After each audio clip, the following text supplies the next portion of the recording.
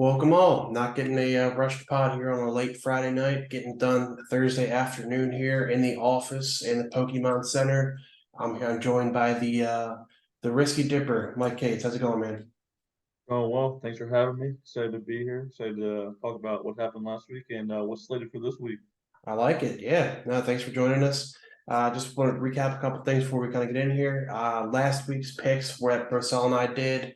We're not going to count those because we had some additional intel just with the Thursday night scores on there. So not fair to the people to keep an honest score there. So the record up through week five, not including week six, I am 13 and 17, and the guest picker is 15 and 15. So Brosel went 4 and 2 2 weeks ago, and got you guys ahead. So need to get going here a little bit, but kind of slide into our interview section here of the podcast. So I got four questions, and we started doing that mailers and feelers from the public because we have such a huge following here in the Bro Down League that just had some questions from different followers, different inputs from one to get some GM perspective. So first one, I got a letter in the other day from actually an email from Hokie Nation 6969 at AOL.com.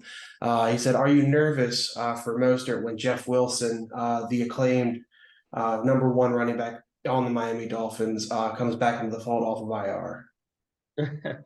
That's a great question. Obviously, Jeff Wilson coming back is definitely going to be a factor for the Miami's defense. But I really don't put a lot of stock in Jeff Wilson, Mm. taking a ton of time away from Mostert. Especially we have Achan. He is, I think I pronounced his name right. He is There's on still some IR right now. skepticism as to how you actually pronounce his name. We nobody Yeah. knows, even him. So He's obviously on IR, so he's going to be out for at least 4 weeks. I would say I'm probably more nervous for him coming back because he's much more of an explosive player. mhm. Jeff Wilson, he was a little bit of an impact last year, but Mostert also wasn't this same person that he is this year. He's had a much better year. I mean, we've seen a lot of guys throughout the NFL have much better years than what any of us expected.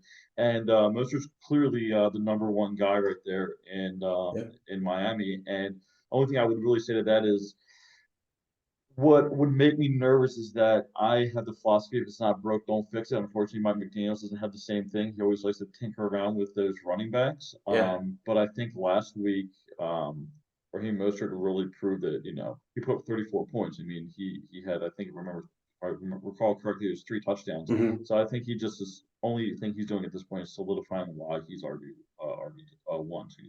Yeah, and it kind of the same deal when he was with San Francisco. And I think at the Kyle Shanahan thing, they just seemed to like to rotate through until the 49ers got McCaffrey. They were kind of the same deal. But next one here, we got a telegram from Chicks Dig Bald Guys. So do you have any confidence in Ramondre Stevenson? And how does it feel during the draft that you started the QB frenzy? You know, Ramondre Stevenson, I really thought he was going to be that guy this year in New England. He's been a little bit disappointing last year. Last week he put up 15 points and some change.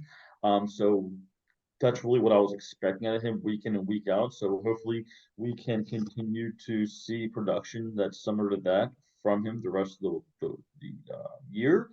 But as an insurance policy, as people might see, I snagged up.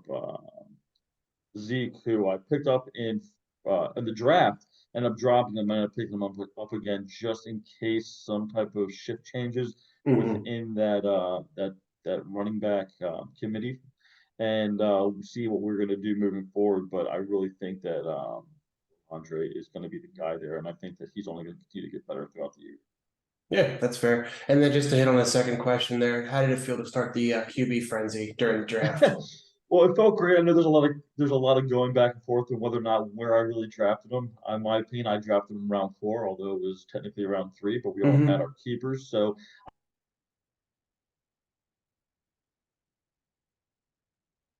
Uh-oh, technical difficulty. Oh, there we expectations. go. I was hoping to get a little bit more production out of him. The biggest season or the biggest week he's had all season. He scored 26, I think, points. Um, and other than that, I think he's averaging about 20 points, which isn't obviously it's not bad. I mean, there's other guys out there struggling with QB situations, so I'm sitting well. But I think again another situation as the year goes on, he's only going to get better. He always seems to get better towards the back half. Yeah, he's a big time player, so he likes to, that's how he rolls. But yeah, so yeah, to your point with it being like the round four technicality, yeah, I mean, because I think everyone besides you and I and Nick took one of their keepers was the first or second round, so it kind of worked out that way. So yeah, I can see your point. So the next one I got was a DM on X, formerly known as Twitter. It was just an anonymous tweet out in from the stratosphere. So that's just how much wide reach we have with this podcast at this point. But what's it going to take for Risky Dipper to claim the belt this year? I think just managing the waiver wire a little better.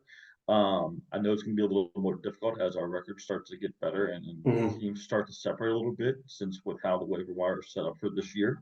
But with that being said, not only working the waiver wire better, but making sure you're putting the right players in the starting spots on the right weeks, based on who they're playing, you know, whether or not that defense has a good pass defense or their run defense is better. So moving the flex spot in and out interchangeably with the best player possible is really going to make a difference there.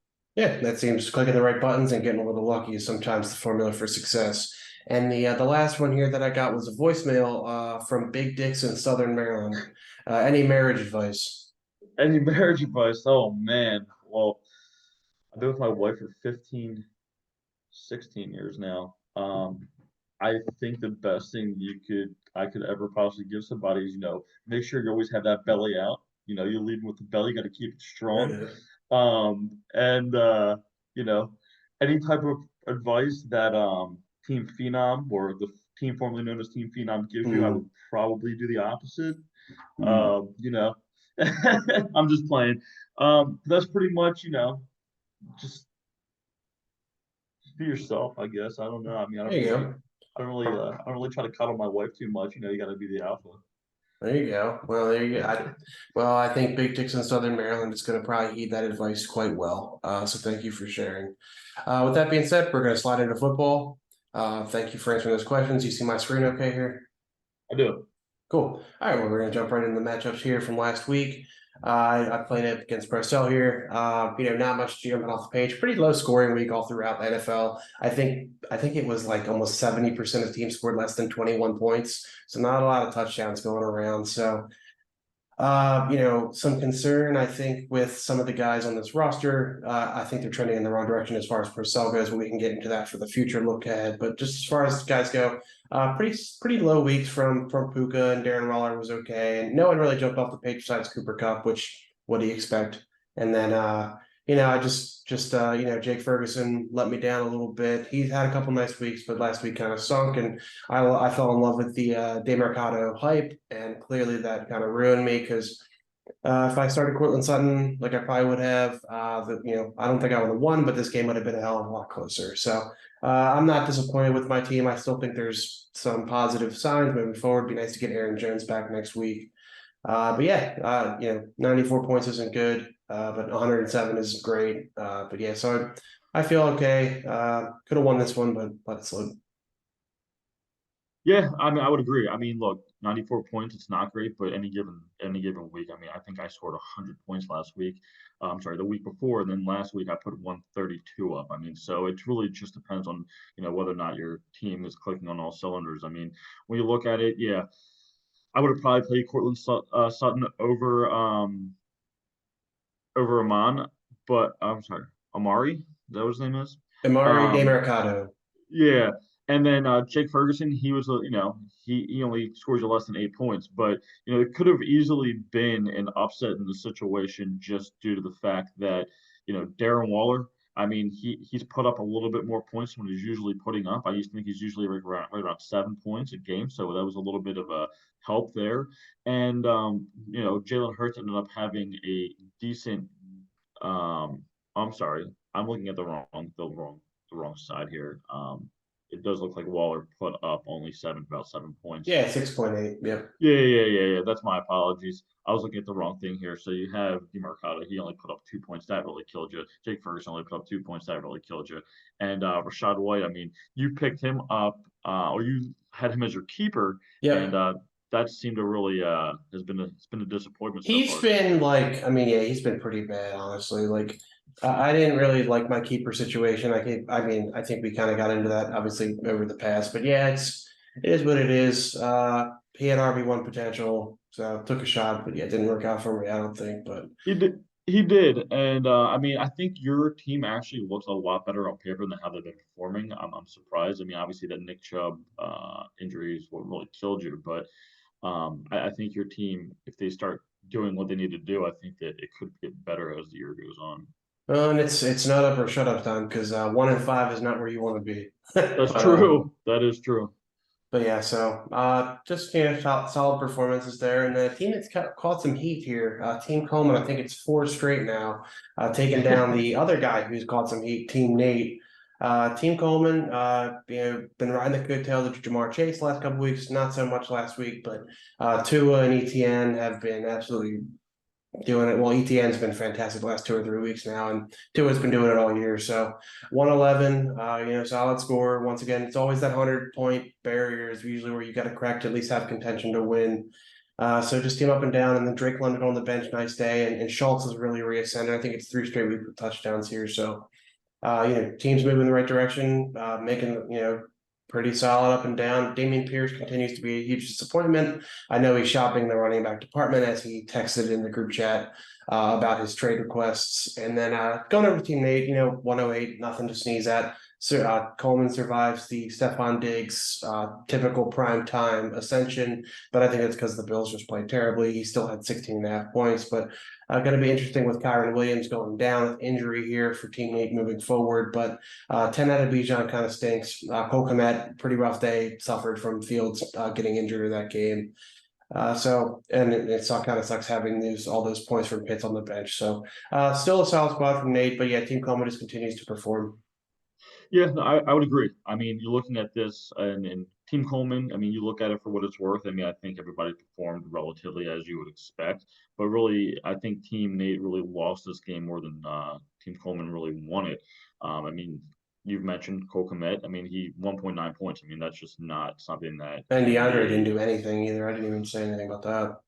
Yeah, but Cole Kmet, I mean, I think going into this game, he was like ranked number 2 as far as points scored for the league. Yeah. I mean, he had Um, back-to-back bangers of weeks, and then yeah, uh, and then just you kind of lay an egg like that. I mean, I think if he would have even have done, obviously if he would have done at least 5 points, it would have been close game yeah. where Team Nate could have won. But there's definitely some things there that need to be taken care of.